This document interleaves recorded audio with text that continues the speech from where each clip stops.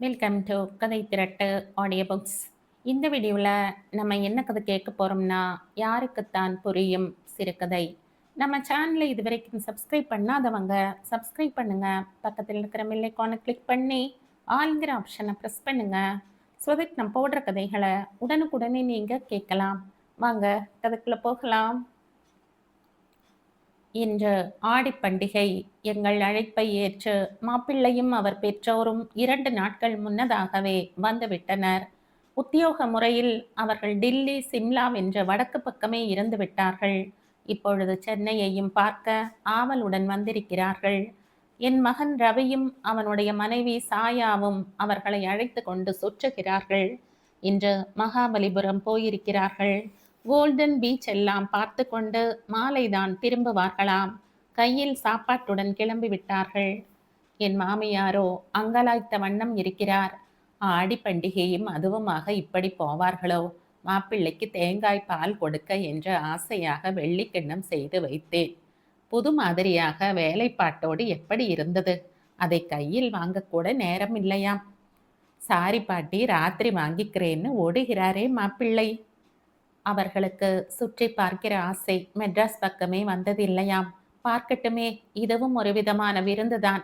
கண்ணுக்கு விருந்து, ஆசை தீர பார்க்கட்டுமே. ராத்திரி சாப்பாட்டின் போது மாப்பிள்ளையிடம் பாயசம் ஊற்றி தந்து விடலாம் என்று சமாதானப்படுத்தினேன். ம் உன்னால வந்ததுதான் எல்லாம். இத்தனை வயசாகி மசமசன்னு தான் இருக்க. முன்கூட்டியே எடுத்து தயாராக வைத்திருந்தால், என்கிட்ட கொடுத்து வைத்திருந்தால் டக்குன்னு கொடுத்திருப்பேன் இல்லை? நான் பதில் பேசவில்லை. சமையல் அறையில் மிகுதி இருந்த வேலைகளை கவனித்துவிட்டு என் அறைக்கு விரைந்தேன். இப்பொழுதாவது எடுத்து மாமியாரிடம் கொடுத்து விடலாம் என்ற நோக்கத்துடன் என் பெட்டி சாவியை கையில் எடுத்துக்கொண்டு கிளம்பினேன். வெள்ளி பாத்திரங்கள் வைத்திருந்த பெட்டி கட்டிலின் கீழே இருந்தது. என் நாத்தனார் பிரேமா கட்டிலின் மீது படுத்திருந்தாள். கொஞ்சம் எழுந்திரு, பெட்டியை வெளியே இழுக்க முடியவில்லை என்றேன். ஹாய், வெள்ளி பிட்டையை திறக்கப் போகிறாயா? எதுக்கு? என்ன செய்யணும் என்று சரமாரியாக கேள்விகள் கேட்டபடி அமர்ந்தாள். பிரேமா சற்று மூளை வளர்ச்சி குன்றியவள். பெட்டியை திறக்க விடாமல் கைகளால் அழுத்தி பிடித்தாள். விடமாட்டேன், அப்புறமா வா என்றாள். என் கண்ணில்லை, விடுமா. வெளியே போனவர்கள் வருவதற்குள்ளே சாமான் எடுக்கணும் என்றேன் நான். என்ன சாமான்? எதுக்கு? யாருக்கு? ஆஹா, யாருக்கும் கொடுக்க கூடாது என்று அடம் பிடித்தாள். நான் மௌனமாக அவள் கைகளை நீக்கிவிட்டு பெட்டியை திறந்தேன். அவள் சற்று நகரவும் ஒரு கையால் மூடியை பிடித்து கொண்டே பெட்டிக்குள் துழாவினேன். சில பொருட்களை வெளியே எடுத்த பிறகு புதிய ரோஸ் காகிதத்தில் சுற்றப்பட்ட கிண்ணத்தை எடுத்து வெளியே வைத்துவிட்டு மற்றவைகளை உள்ளே அடுக்கலானேன். அதற்குள் பிரேமா புது கிண்ணத்தை தன் கையில் எடுத்து விட்டாள். அவளிடம் கெஞ்சி வாங்கி அதை சற்று தள்ளி வைப்பதற்குள் பெட்டிக்குள் கையை விட்டு வேறு ஒரு கிண்ணத்தை எடுத்து வைத்து கொண்டு, எனக்கு இது, எனக்கு பால் சாதம் சாப்பிட வேணும், எல்லாம் அவளுக்கே கொடுக்கிறையே என்று கூத்தாடினாள். அந்த சமயம் பார்த்து வாசலில் கார் நிற்கும் சத்தம் கேட்டது. ஆறுமுகம், அம்மா எங்கேடா என்று என் கணவர் உரக்க கேட்டது காதில் விழுந்தது. தோ இருக்காங்க சாமி என்று குரல் கொடுத்து கொண்டு என் அறையில் நுழைந்த ஆறுமுகம் தூக்க மாட்டாமல் ஒரு மூட்டை தேங்காயை தூக்கி வந்தவன் அதை திறந்து லொட லொடவென்று கொட்டி குவித்தான். பிரேமாவை பிடித்து அவள் கையில் இருந்த கிண்ணத்தை பிடுங்கி பெட்டிக்குள் வைத்து பூட்டினேன். கணவரை தேடி ஓடினேன். ஏண்டா ஆறுமுகம், தேங்காய் மூட்டைக்கு கூட என் ரூப்தானா என்று கடிந்து கொண்டே வெளியேறினேன். அம்மா, என்ன திட்டாதீங்க, உங்க மாமியாரை கேளுங்க, அவங்க தான். அவன் என்னவோ சங்கிலி தொடராக வர்ணித்தான். போடா அதிக பிரசங்கி என்ற வயது கொண்டே அவன் பேச்சுக்கு செவி சாய்க்காமல் முன்புறம் ஓடினேன். மகாபலிபுரம் போனவர்கள் திரும்பி விட்டார்கள். அவர்களுக்கு ஒரே சந்தோஷம். மகிழ்ச்சியோடு ஆர்ப்பரித்தனர். களைப்பு மிகுந்தாலும் உற்சாகம் உயிர்ப்பை உண்டாக்கியது போலும். நாங்க நன்றாக வெந்நீரிலே குளித்துவிட்டு ரெஸ்ட் எடுத்துக்கிறோம். டிஃபன் காஃபி ஏதும் வேண்டாம், நேரே சாப்பாடு தான் என்று மொழிந்துவிட்டு சம்மந்தி மாடி ஏறிவிட்டார். தந்தையின் பின்னாலேயே மகனும் போய்விட்டார். ரவியும் தன் தகப்பனாரிடம் செய்தி சொல்ல சொன்னான். என் மாமியார் சம்மந்தி அம்மாளிடம் விவரம் விசாரித்து கொண்டிருந்தார். என் பெண்ணும் மருமகளும் எங்கு சென்றார்களோ? நான் சமையற்கட்டிற்குள் விரைந்தேன். முறுக்கும் பட்சணமும் செய்ய வந்தவர்கள் விட்டு சென்ற இடத்தை சுத்தப்படுத்தினேன். முறுக்கும் பட்சணமும் செய்ய வந்தவர்கள் விட்டு சென்ற இடத்தை சுத்தப்படுத்தினேன். வேலை சரியாக இருந்தது. சம்பிரதாயப்படி எல்லோருக்கும் தரையில் இலைகளை பரத்தி அவர்கள் அமர பலகைகள் வைத்து அவர்களுக்கு குடிக்க செம்பும் டம்ளருமாக வைத்தேன். வியஞ்சனங்களை வரிசைப்படுத்தி பரிமாற வசதி செய்து கொண்டேன். அம்மா, என்ன சமையல்? சிம்பிளாக இருந்தால் போதுமாம் என்று பேசிக்கொண்டே என் பெண் என்னிடம் வந்தாள். என்னவோ, எனக்கு தெரிந்ததை செய்து வைத்திருக்கிறேன். யாருக்கு எது பிடிக்கிறதோ சாப்பிடட்டும். காலையில் பந்தியில் இருந்து எல்லோரும் சம்பிரமமாக சாப்பிடவில்லை என்று உன் பாட்டிக்கு ரொம்ப குறை. சரி அம்மா, நீ ரொம்ப களைச்சு தெரிகிற. என் மாமியார் கூட பேசிக்கொண்டிரு. மன்னியும் நானும் இனி பார்த்து கொள்கிறோம் என்றாள். சம்மந்தியம்மாளிடம் சிறிது நேரம் பேசிவிட்டு வர எண்ணி அங்கு போனேன். என் மாமியார் நீர் குடிப்பது போல ஜாடை காட்டினார். உடனே எனக்கு வெள்ளிக்கிண்ணம் நினைவு வந்தது. மரியாதைக்கு 2 வார்த்தைகள் பேசிவிட்டு நான் என் அறையில் மீண்டேன். பிரேமா இப்பவும் கட்டில் மீது இருந்தாள். நான் பெட்டியை திறந்து கிண்ணத்தை தேடினேன். எங்கும் தென்படவில்லை. வெளியே வைத்த நினைவு வந்தது. சுற்றம் முற்றம் துழாவினேன். எங்கும் கிடைக்கவில்லை. பிரேமா, அந்த கிட்னியை பார்த்தாயா அம்மா? இங்கதானே வச்சேன் என்று அவளை நயமாக விசாரித்தேன். அவள் பதில் பேசவே இல்லை. என் மீது கோபம் போல முகத்தை திருப்பி கொண்டாள். அவளை திருப்பி மோவாயை பிடித்து கெஞ்சினேன். அவள் விரைத்து கொண்டு திரும்ப மறுத்தாள். அவள்தான் மறைத்து வைத்திருப்பாள் என்று தோன்றியது. ஆனால் அவளிடமிருந்து எந்தவித சாதகமான அசைவும் ஏற்படவில்லை. இந்த மனநிலையில் அவளை வற்புறுத்தி பயனில்லை. அவள் சத்தம் போட தொடங்கி விடுவாள். அதனால் பெட்டியை திறந்து வேறு ஒரு டம்ளரை எடுத்தேன். அது புதிதல்ல. வீட்டில் உள்ளவற்றுள் அதிகம் பழையதாக ஆகாதது. மாமியாரை சைகை காட்டி அழைத்து விவரம் கூறி டம்ளரை அவர் கையில் வைத்தேன். போ, சம்பிரதாயமா டம்ளர் தானா? எவ்வளவு அழகான கப்பு வாங்கினேன் நான். அதை தேட துப்பு இல்லையே உனக்கு என்று என்னை நிந்தித்தாலும் கை நீட்டி டம்ளரை பெற்றுக்கொண்டார். எல்லோரும் திருப்தியாக சாப்பிட்டு எழுந்தார்கள். என் மாப்பிள்ளையும் பாயாச டம்ளரை பெற்றுக்கொண்டார். இப்படி ஒரு சம்பிரதாயமா பாட்டி என்று வியந்தாள் சம்மந்தியம்மாள். நான் நிம்மதியுடன் மற்ற வேலைகளில் மூழ்கிவிட்டேன். இரவில் படுக்க போன போது என் மாமியார் என் அருகில் வந்து அமர்ந்தார். பிரேமா கிட்ட கிண்ணம் இல்லை, நன்றாக பார்த்து விட்டேன். நீ நிச்சயமாக எடுத்தாயா? பெட்டியை மறுபடியும் பார் என்றார். காலையில் பார்த்து கொள்ளலாமே என்ற பதில் அளித்து திரும்பி படுத்தேன். காலையில் எழுந்ததும் வேலைதான். அன்று திருத்தணிகை கிளம்பினார்கள். என் கணவர் அவர்களுடன் துணை சென்றார். திரும்பி வந்த பிறகு இரவு சாப்பிட்டுவிட்டு டில்லிக்கு கிளம்பி விடுவார்களாம். அவர்களுக்கு கையில் கொடுத்தனுப்ப பட்சணங்கள் பொருட்கள் யாவும் பங்கீடு செய்து முடித்தேன். அதுவரை காணாமல் போன கிண்ணத்தின் நினைவும் காணாமலே இருந்தது போலும். ஒரு முறை பெட்டியை திறந்து பார்த்து விடுவோம் என்று என் அறைக்கு சென்றேன். ஆறுமுகம் என் பின்னாலேயே வந்தான். எம்மோ, பாட்டி அம்மாவுக்கு படா கோபமா?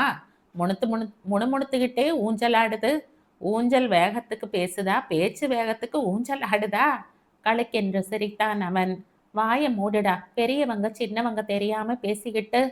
எல்லாம் எனக்கு தெரியாம என்ன? உங்களை எதனாச்சும் சொல்லிக்கிட்டே இருந்தா நான் பொறுக்க மாட்டேன். ஆமா, நீங்க மட்டும் சிறு பிள்ளையா? திட்டிக்கிட்டே இருக்காங்களே. உஷ், பிரேமா எழுந்து போயிடுச்சு பார். படுக்கையை தட்டி உதறடா. புது வெள்ளிக்கிண்ணம் காணோமேடா, தெரியுமா? எல்லாம் பிரேமாக்காவும் அவங்க அம்மாவும் தான் வச்சிருப்பாங்க என்று அசட்டையுடன் பேசினான் ஆறுமுகம். அவன் பேசி முடிப்பதற்குள் மாப்பிள்ளை ஆறுமுகம் என்ற உரக்க அழைப்பது கேட்டது. சின்னவர் கூப்பிடுறாரு, அவர் ஏன் திருத்தணிக்கு போகலையா என்று தனக்குத்தானே கேட்டுக்கொண்டு அவன் வெளியேறினான். நான் படுக்கையை பிரித்து போட்டு முழுக்க தட்டி பார்த்தேன். பெட்டியையும் குடைந்தேன். எங்கும் கிடைக்கவில்லை. பிறகு வேலை மீது வெளியே போய்விட்டேன். ஏனம்மா, இந்த ஆறுமுகம் என்னவோ உளறுகிறானே, வெள்ளிக்கப் காணோமா என்று கேட்டுக்கொண்டே வந்தான் ரவி. ஆமாமடா, எங்கே போய்விடும், தேடணும் என்றேன் சுரத்தில்லாமல். இதற்குத்தான் சொல்கிறேன். எதற்கு வெள்ளி பாத்திரம்? எல்லாவற்றையும் கடையில் போட்டு பணத்தை பேங்கியில் போடலாம். என்னவோ பாமரம் என்று நரவென்று பல்லை கடித்து கொண்டு ஸ்கூட்டரை எடுத்துக்கொண்டு எங்கோ பறந்தான் அவன். நான் பிரேமாவை நல்லதனமாக சொல்லி குளிக்க வைத்து வேற்ற உடை அணிவித்து அலங்காரம் செய்தபடி மெதுவாக, பிரேமா, எங்கடா கிண்ணிய வச்ச என்று கேட்டு பார்த்தேன். அவள் தன் கையால் வாயை பொத்தி சிரித்தாள். சொல்ல மாட்டேன் போ என்றாள். இனி அவளை நிர்பந்தப்படுத்த விரும்பவில்லை நான். ஆனால் ஆனால் அவளுக்கு கிண்ணம் இருக்குமிடம் தெரிந்துதான் இருக்கிறது என்ற நினைப்பில் பிறகு பார்த்து கொள்வோம் என்று இருந்து விட்டேன். சம்பந்திகளை பார்ப்பதற்காக ஒரு குடும்பம் வந்தது. வந்தவர்களை உபசரிப்பதில் எனக்கு வேலை சரியாக இருந்தது. திருத்தணியில் இருந்து எல்லோரும் வந்ததும் வீடு கோலாகலமாக இருந்தது. விருந்தினர் யாவரும் ஓய்வெடுக்கவும் பேசவும் மாடிக்கு சென்று விட்டனர். சாயா என்னிடம் வந்தாள் தாழ்ந்த குரலில். அம்மா, நான் திருத்தணியில் ஒரு ஜோசியரை பார்த்தேன். கிண்ணம் சென்ற இடம் துல்லியமா தெரிஞ்சு போச்சு என்றாள். யாராம் என்று கேட்டேன் வினோதமாக. கருப்பாக உயரமாக ஒருவர் மறைத்து வைத்திருக்கிறார் என்று பிரசன்னத்திற்கு பதில் வந்தது. ஆறுமுகத்தை தவிர யார் இருக்கிறார்கள்? நேற்று பட்சணம் செய்ய வந்த ஆள் சிகப்பாகத்தானே இருந்தார். நன்றாக இருக்கிறது. அவன் எதற்கு எடுக்கப் போகிறான்? வெள்ளி கிண்ணத்தை வைத்துக்கொண்டு அவன் என்ன செய்வான்? போங்கம்மா, அவனை தவிர வேறு யாரும் இல்லை. அவன் என்ன பழைய சிறு பிள்ளையா? வளர்ந்து விட்டான். சினிமா பைத்தியம். செலவு யாருக்கு இல்லை? யாருக்குத்தான் பணம்? சரி சரி, நானே அவனை கேட்கிறேன். நீங்கள் யாரும் மூச்சு விடாதீர்கள். பொது பாத்திரத்தை தொலைத்துவிட்டு பழைய டம்ளரை தந்தேன் என்று தெரிந்தால் யாரும் கேலியாக சிரிப்பார்கள். நான் ஊஞ்சலில் அமர்ந்து பத்திரிகை ஒன்றை சிரி பிரித்து புரட்டியபடி இருந்தேன். ஆறுமுகம் என் காலடியில் வந்து அமர்ந்தான். எம்மோ, எங்க ஆத்தா இல்ல இன்னைக்குன்னு நாள் பார்த்து ஓடியாந்துருச்சு. எதுக்குடா? என்ன ஏன் பார்க்காம போயிட்டாளாம்? நான் தான் துரத்தி அடிச்சிட்டேன். எங்க அக்கா மக வயசுக்கு வந்துட்டாளாம். மாமன் சீர் செய்ய காசு பணம் கேட்டுக்கிட்டு. பாவம்டா, சும்மாவா அனுப்பின? என்கிட்ட சொல்றதுக்கு என்ன? அட போங்கம்மா, நம்ம வீட்டுல வேலை மொழி பிதுங்குது. வெறும் கையோடையா அனுப்புன? சும்மா போகுமா, ஏதோ கொடுத்து அனுப்பிட்ட. எவ்வளவு? என்கிட்ட ஏது காசு? ஒரு பொருளை கொடுத்து வித்துக்க சொன்னேன். அவன் தலை குனிந்தான். எதை கொடுத்த? சொன்னா நீங்க திட்டுவீங்க என்ற முகத்தை திருப்பிக் கொண்டான். அவன் செவியில் நான் வாங்கி போட்ட தங்க கடுக்கன் இருந்தது. வேறு எதை தந்தானோ? எங்கோ என் மாமையாரின் குரல் கேட்டது. நான் ஆறுமுகத்தை பார்த்து, பாட்டியம்மா கூப்பிடுறாங்களா, போய் பாரு. பாட்டியம்மாவுக்கு என்ன வேலை? 25 தேங்காயை மூட்டை கட்டி வச்சிருக்காங்க. டில்லிக்கு அனுப்ப போகுதா. பிரேமா எங்க? அக்கா கட்டிலே கதி, இறங்க மாட்டேனுது, உட்கார்ந்துகிட்டே சிரிக்குது. என் மனம் வேதலித்தது. ஒருவேளை பிரேமாதான் எடுத்து வைத்து வேடிக்கை செய்கிறாளோ? அவளாக மனம் தெளிந்து கொடுத்தால்தான் உண்டு. எங்காவது தோட்டத்தில் தூக்கி எறிந்தாளோ? முன்பு ஒரு முறை சாயாவின் கழுத்து சங்கிலியை குப்பை கூடையில் போட்டு விட்டாள். நான் சிந்தனையில் சிக்குண்டு கிடந்தேன். ரவியும் சாயாவும் என்னை தேடி வந்தார்கள். அம்மா, சாயா சொன்னது கேட்டியா? நான் கூட காலையில ஒரு ஃப்ரெண்டு கிட்ட ஆருடம் கேட்டேன். நெருங்கின மனுஷனால ஒளிச்சு வச்சிருக்கு. நான் யார் இருக்கிறாங்க? ஆறுமுகம்தான். எனக்கு நன்னா தெரியறது. ஏண்டா, நானே கை மறதியா வச்சிருக்கேன். பிரேமா முன்ன சங்கிலியை போட்ட மாதிரி எங்கேயாவது போட்டு வச்சுட்டாலோ என்னவோ. நானே மெதுவா கேட்குறேன், அவசரப்படாத. நீ மெதுவா தாட்சண்யம் பார்த்து கேட்கறதுக்குள்ள பொருள் வீட்டை விட்டு போயிடும். நான் பேசாம அப்பா கிட்ட சொல்றேன். பிரேமாவை ஒரு அதட்டு போட்டா போதும், கொண்டு தந்து விடுவாள். ஆறுமுகத்தை முட்டிக்கு முட்டி தட்டினா கக்கிண்டு உண்மை வெளிப்படும். அவன் ட்ரெஸ்ஸை பாத்தியா? நாம வாங்கி தர்றது போதல, தானாகவே சட்டை வாங்கி கொண்டு குலுக்கறான். பாவம்டா, வேலைக்காரன்னு பேரு இருக்கிறதுனாலேயே திருடன் ஆயிடுவானா? நீங்க எல்லாம் மட்டும் நாங்க வாங்கி தர்றது தவிர ஆசைப்பட்டு ஏதும் வாங்கறது இல்லையோ? எதுக்கும் எதுக்கும் ஈடு? மயிலே மயிலேன்னு நீ கூறினா போதாது. டிவி முன்னால் ஆணி அடிச்சு உட்கார்றான். என்ன கத்துக்கிறானோ? 15 வருஷம் பழகின ஆள் கூட எஜமானனை கொலை செய்ததாக செய்தி வரலையா? இருக்கட்டும் இருக்கட்டும், அப்பா காதல போடாத. கோபம் வந்தா அவருக்கு இடம் பொருள் ஏவல் எல்லாம் புரியாது. 4 பேர் நடுவில் ரகளை வேண்டாம் என்று என் குழந்தைகளிடமே நான் மன்றாடினேன். என் பெண் நீலா வந்தாள். அம்மா, வெள்ளிக்கிண்ணம் காணோமாமே என்று கேட்டாள். உஷ்! எல்லோரும் போய்விட்டார்கள். என் தலை சுற்றியது. அப்படியே ஊஞ்சலில் படுத்தேன். எங்கேதான் கிண்ணம் போயிருக்கும்? கையிலேயே எடுத்து கொண்டு போய் சமையல் கட்டில் வைத்து விட்டேனே. முறுக்கு சுற்ற வந்த மாமி? ச, இருக்காது. நம்ம பிரேமாவாகத்தான் இருக்கும். நெருங்கின வந்து வேறு. ஒருவேளை இப்படியும் இருக்குமோ? சாயா அந்த கிண்ணத்தை திருப்பி திருப்பி பார்த்தாளே. இவ்வளவு அழகான அமைப்பு கிடைக்காது என்று அங்கலாய்த்தாளே. தன்னை காப்பாற்றிக் கொள்வதற்காக ஜோசிய வாக்கு கொண்டு வருகிறாளோ? கடைசியில் ஆறுமுகத்தை பிடிக்கிறார்கள். ரவியின் ஆரூடம் வேற. 7 வயசு சிறுவனாக என்னிடம் வந்தவன் இந்த ஆறுமுகம். என் கட்டில் அருகே தரையில் தூங்குவான். என் கையால் தான் சாப்பாடு போட வேண்டும். மற்றவர்கள் போட்டால் அரை வயிறுதான் சாப்பிடுவான். என் கை கீழே வளர்ந்த குழந்தையவன். இன்றைக்கு அவன் தாயார் பணம் கேட்டாளாமே, அசட்டுத்தனமாக கிண்ணத்தை எடுத்து கொடுத்து விட்டானா? பொருள் கொடுத்தேன் என்கிறான். நான் கோபிப்பேன் என்கிறான். என் மீது எனக்கு கசப்பாக தோன்றியது. என் குழந்தைகளையே நான் சந்தேகப்படலாமா? ஆயின் எங்கேதான் அந்த பொருள் போயிருக்கும்? மாடியில் இருந்து எல்லோரும் இறங்கிவிட்டார்கள். என் சிந்தனைகளை அப்புறப்படுத்திவிட்டு கடமைகளை கவனிக்க ஆயத்தமானேன். நிற்க நேரமில்லாமல் வேலை இருந்தது. சம்பந்திகள், பெண், மாப்பிள்ளை யாவரும் கிளம்பிவிட்டனர். அவர்களை வழி அனுப்பிவிட்டுத்தான் என் அறைக்கு போனேன். வாம்மா, தேடலாம் என்று ரவி வந்து விட்டான். காலையில பார்க்கலாம்டா, போய் படுங்க என்றேன். என் மனசில் கலவரம். என்ன ரகளை நடக்குமோ என்ற திகில் உள்ளத்தை கலக்கியது. அம்மா, நான் நாளைக்கு இருக்க மாட்டேன். விடிய கருக்கல்லையே போயிடுவேன். எங்க அம்மா வர சொல்லிட்டு போயிருக்காங்க. நீங்க கூட பணங்காசு கொடுக்கறதீங்கன்னா இப்பவே கொடுத்துடுங்க என்றான். ரவியும் சாயாவும் அர்த்த புஷ்டியுடன் ஒருவரை ஒருவர் பார்த்து கொண்டனர். நான் முகத்தை திருப்பிக் கொண்டேன். பிரேமா வந்து பின்புறத்தில் இருந்து என் கழுத்தை கட்டினாள். வெள்ளிக்கிண்ணம் தேடுறியா? கிடைக்காது கிடைக்காது என்று சந்தோஷமாக ஆர்ப்பரித்தாள். டேய் ஆறுமுகம், இந்த தேங்காயை அப்புறப்படுத்துடா. இவன் ஒருத்தன் எதையும் தலைமேலேயே கொட்டினாத்தான் திருப்தி அவனுக்கு என்ற ஆறுமுகத்தை கடிந்தேன் நான். பாட்டி அம்மாளை கேளுங்க, அவங்க தான் இங்கேயே ஸ்பெஷலா போட சொன்னாங்க. ரவியும் சாயாவும் சாட்சி சொல்ல காத்திருப்பது போல கைகட்டி நிற்பதைக் கண்டு எனக்கு பற்றி எறிந்தது. இங்க கூட்டமா நின்னா நான் எப்படி பெட்டிகளை ஒதுக்கி பார்ப்பேன் என்று எரிச்சலாக பேசினேன் நான். பரவாயில்ல, நாங்களும் ஒத்தாசை செய்கிறோம் என்று மறுமொழித்து விட்டு அங்கேயே ஸ்திரமாக காலை பாவினார்கள் அவர்கள். ஆறுமுகம் எல்லா பெட்டிகளையும் நகர்த்தி பார்த்துவிட்டு சீராக வைத்தான். கூடை ஒன்றை எடுத்து வந்து தேங்காய்களை எண்ணி நிரப்பினான். ஆ சந்தோ என்றாள் சாயா திடீரென்று. தேங்காய் குவியலின் அடியில் புது ரோஸ் காகிதத்துடன் நெளிசலுடன் கிடந்தது கிண்ணம். அதை எல்லோரும் கையில் வாங்கி பார்த்தனர். நான் வெளியே வைத்துவிட்டு திரும்பிய போது அது உருண்டு போய்விட்டது போலும். தேங்காய் மூட்டை அதன் மீது விழுந்திருக்க வேண்டும்.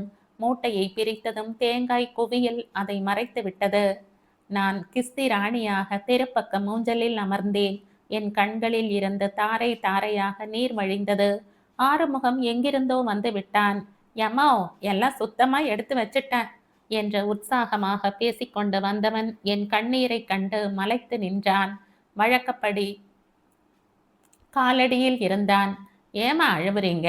நீங்க அழுதா எனக்கும் அழுகையா வருது. உடம்புக்கு முடியலையா? பாட்டியம்மா ஏதாச்சும் சொன்னாங்களா? பெரிய ஐயா கோபிச்சுக்கிட்டாங்களா? அடப்போடா. என் மாமியார் அங்கே வந்தார். என்னடி அழறையாமே? ஆசை ஆசையா பார்த்து வாங்கின சாமானை சமயத்துக்கு உதவாம காணாம போக்கிட்ட. அப்போ உன் கண்ணுல சொட்டி தண்ணி வரல. கிடைச்சப்புறம் இது என்ன மாய்மாலத்தனம்? பாட்டிமா, எங்க அம்மாவை எப்ப பார்த்தாலும் திட்டுறீங்க. அழுவாம என்ன செய்வாங்களா? ரவி வந்தான். எங்க அம்மாவே விசித்திரம். சாமான் கிடைச்சதேன்னு அழறா என்று கேலி செய்தான். சாயா ஆச்சரியத்துடன் பார்த்துவிட்டு பேசாமல் அப்பால் நகர்ந்து விட்டாள். நானே தான் என் குழந்தைகள் மீது ஒரு கணம் அவநம்பிக்கையுடன் யோசித்தேன். ஆயின் பிறர் அவர்களை பற்றி குற்றம் சாட்ட என் மனம் ஒவ்வாது. ஆறுமுகம் நான் ஊட்டி வளர்த்த பையன், அவன் மீது பழி வந்துவிட்டாலோ என்று நினைக்கையில் என் மனம் தவித்தது. என்ன இருந்தாலும் அவன் அந்நியன், வேலைக்காரன் என்ற முத்திரை குத்தப்பட்டவன். அவன் பேசினால் யார் கேட்பார்கள்? நான் பரிந்தாலும் யார் செவி சாய்ப்பார்கள்? யார் மீதும் பழியின்றி விவகாரம் முடிந்தது. அந்த நிம்மதி என் உடலெல்லாம் பரவியது. கண்களில் நீர் தாரையிட்டது. என் குழந்தை ஆறுமுகம் தப்பினான். என் உள்ளம் கூவியது. என் கண்கள் குளமாகியது. யாருக்குத்தான் புரியும் என் தாய் உள்ளம்? அம்மா, நீங்க எக்ஸிபிஷன்ல 30 ரூபாய்க்கு எனக்கு வாட்ச் வாங்கி தந்தீங்களே, அதைத்தான் அம்மா கிட்ட கொடுத்துட்ட. விற்காம இருந்தா திருப்பி கொண்டு வந்து விடுறேன். என்ன, கோவிச்சுக்காதீங்கம்மா என்று குழந்தையாக கெஞ்சினான். அடப்போடா முட்டாள் என்றேன் சலுகையுடன். என் கண்ணீரை துடைக்க கூட தோன்றவில்லை.